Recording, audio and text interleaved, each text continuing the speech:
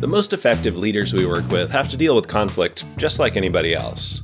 After all, conflict is a natural result of trying to get things done with other people. We have different perspectives, we want different things. It's easy for that to turn into a battle of egos, but the most successful leaders we've studied seem to move through conflict gracefully, coming out of it with better outcomes, both in terms of the decision and the relationship.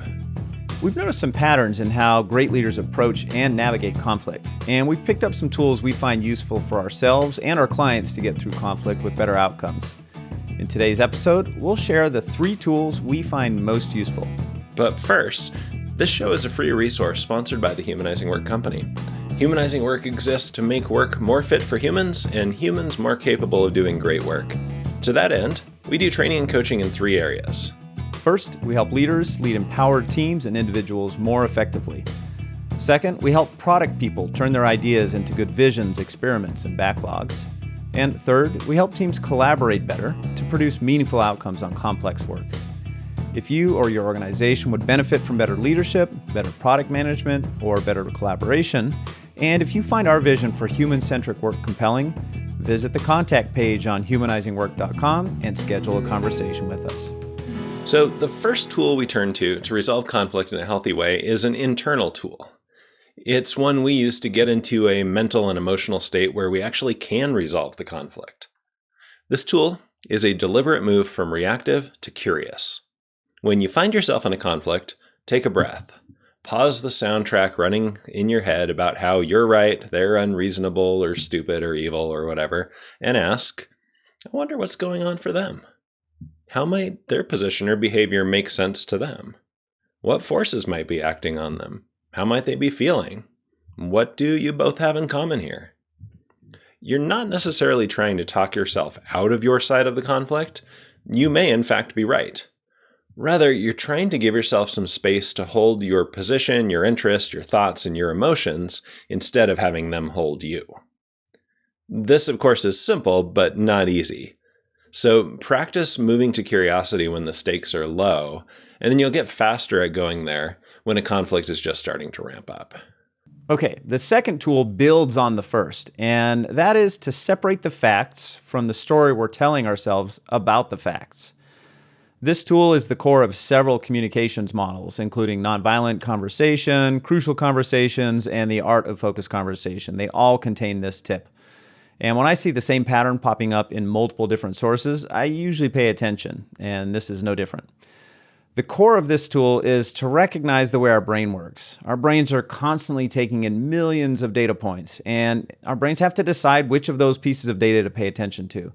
It would be wildly inefficient to try to monitor it all, and we'd all end up dead. So our brain takes some data, does a very rapid interpretation of the data, and in essence, makes up a story about what data means and which data is important. And then we filter all the rest of the data based on whether it matches our story or not. So let's put this in concrete terms, where we're in a conversation where there's some conflict. Maybe I share an idea with Richard for an episode that I think will be really fun to make, and it'll be useful to a lot of people. And maybe Richard points out that the episode will take a lot longer than a standard episode and asks what the opportunity costs. Now, since I've already decided I'm really excited about this episode, I make up a story where Richard's the villain and I'm the victim. What a jerk. Can't he see how cool this episode idea is? So now I'm telling 2 stories. Number 1, my episode idea is a good idea. And number 2, Richard's a jerk for not supporting it. Whew, my mental legs are tired from the number of conclusions I just leapt to. So first, separate out the facts. Really, there are 2 facts. I shared an episode idea with Richard, and Richard asked a question about opportunity costs.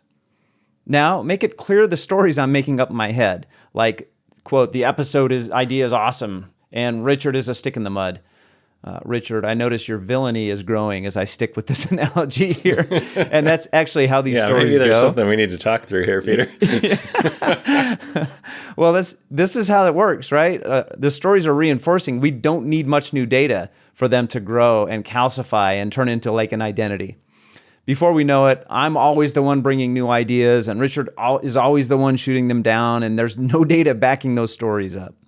So separate out the facts from the story. And go back to tool number 1, get curious. What other stories could I tell about Richard's motivation for asking about opportunity cost? Maybe Richard has 3 cool ideas too, and his might be better than mine and easier to make. Or maybe Richard just read another interesting article about opportunity cost that's a new lens on that, and he's psyched to try it out. There's lots of other stories I could tell that might make sense here. And what other stories could I tell about the certainty that my idea is great? Maybe I should practice some intellectual humility here and test the idea before I invest weeks in making it. You get the idea. Try out a few alternative stories, and that usually creates enough space to get curious about the actual facts and then to listen to the other person's story. It's as easy as, Richard, tell me more about your thinking on the opportunity cost here. So both of the tools we've talked about so far are a different way of thinking and talking about a conflict. There are some conflicts where it's useful to make the conflict itself more visible so we can do something about it. And our favorite example of that is the evaporating cloud. This is a tool from Eli Goldratt's theory of constraints. It's useful for dealing with a particular kind of conflict, one that benefits from visualization, namely a situation where there are 2 good options and you can't do both. Maybe you feel strongly about one side and someone else feels strongly about the other side, or maybe you see the attractions of both sides and feel stuck. Sometimes it's even a group that is split over 2 possibilities. In these situations, there's a common human behavior that leaves us stuck, which is trying to sound reasonable while behaving in an extreme way. So we talk about each side gently hedging our argument, especially if there's an interpersonal disagreement involved, but then we stick to our side on the basis of more extreme assumptions than the ones we've articulated. The evaporating cloud gives us a way to make all that visible, to make it object to everyone involved. And once our positions and the assumptions behind them are visible, we can often find a breakthrough solution to the conflict, often getting the benefits of both sides simultaneously. So here's how to build an evaporating cloud. First, capture the immediate conflict. Usually it boils down to some form of do action X on one side and do action Y on the other, where X and Y feel like they can't happen at the same time. Sometimes it's literally opposites. Do action X on one side and don't do action X on the other. Next, capture the best reason to do each side, the outcome you're trying to create. So it'll be get outcome X and get outcome Y. Now, it's important that we capture this using necessity logic, which is to say, we should be able to read what we wrote like this. In order to get outcome X, we must do action X. And in order to get outcome Y, we must do action Y. If that doesn't read right with your things filled in, rephrase what you captured. Then, find some reason why we both care about having outcome X and outcome Y. Capture that as outcome Z.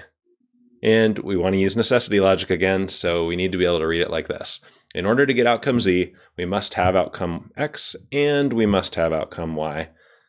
Again, if that doesn't read right, rephrase what you captured. All right, that was a lot of letters, so let's fill in a concrete example. How about this common one? On one side, we have hire more staff, and on the other side, we have don't hire more staff. People can get pretty fired up about this one. It can be a source of interpersonal conflict, not just a hard business decision. Maybe some people feel overwhelmed with their current workload and desperately want to hire some help. But others are afraid of growing expenses too fast and having to lay people off or even going out of business. It can get emotional. So if we capture hire more staff and don't hire more staff as actions X and Y, the desired outcomes read as necessity logic will sound something like this. In order to have a sustainable workload, we must hire more staff. On the other side, in order to keep our costs lower than our revenue, we must not hire more staff. And the good reason for both is probably something pretty high level, like have a sustainable business. So we could read the necessity logic there as, in order to have a sustainable business, we must have a sustainable workload, and we must keep our costs lower than our revenue. Okay, we've modeled the conflict, and we can see why it feels sticky. Both sides have good arguments here. Now, the move is to visualize the assumptions behind those necessity logic statements. In order to get outcome X, we must take action X because, and then you fill in the blank. Here's the critical detail for the cloud to work. You have to follow the necessity logic into the assumptions. They should sound almost ridiculously strong. Like, in order to get outcome X, we must take action X because action X is the only possible way to achieve that outcome. This practice of stating assumptions as strongly as possible triggers our brains to start looking for reasons why the necessity logic doesn't hold. Hey, wait a minute, action X can't be the only way to achieve that outcome. There's got to be something else. And that's the way out of the conflict. Let's go back to our hiring cloud and see what it looks like. In order to have a sustainable workload, we must hire more staff because it's impossible to have a sustainable workload with our current staff. Hiring is the only way to increase the sustainability of our workload. Keep doing this for all 5 arrows on the cloud, including the one about why we can't do action X and action Y at the same time. Now, once you have all the assumptions visible, start looking for ways out of the conflict. My favorite approach here is to cover up one of the actions and ask, if we couldn't do this, what would we still need to do to get both outcomes? And then do the reverse. Cover up the other side and say, if we couldn't do that, what would we need to do to get both outcomes? Then try covering up both actions. Say, if we couldn't do either of these, what would we need to do to get the outcomes we want? You can also do it at the next level in the conflict. How could we get that ultimate outcome without either of the two that lead into it? So back to the hiring cloud again. If we couldn't hire new staff, what would we need to add to still have a sustainable workload? Maybe we could reduce our commitments. Maybe we could prioritize or slice the work more aggressively. Hey, what if we found ways to get more efficient at our current commitments? Where's there some waste? I won't go through the whole cloud here, but hopefully you can see the pattern. You make the conflict visible in the strongest possible terms, and then look for ways to get what you really care about without having to do the conflicting actions. Not only does the evaporating cloud reliably help people discover breakthrough solutions, it also helps people see the other side of a conflict and builds a sense that we're in it together, solving a common problem. Now, these 3 tools aren't a magic wand that'll resolve every single conflict. The other people involved need to have at least some interest in resolving it. You might be able to change your perspective on an acceptable outcome in order to get there, or maybe you can persuade them to change theirs. But what the 3 tools do give you is a significantly better chance of resolving the conflict in a way that both parties walk away feeling like they got a good outcome. So next time conflict comes your way, get curious, separate the facts from the story, and maybe give the evaporating cloud a try. Thanks for tuning in.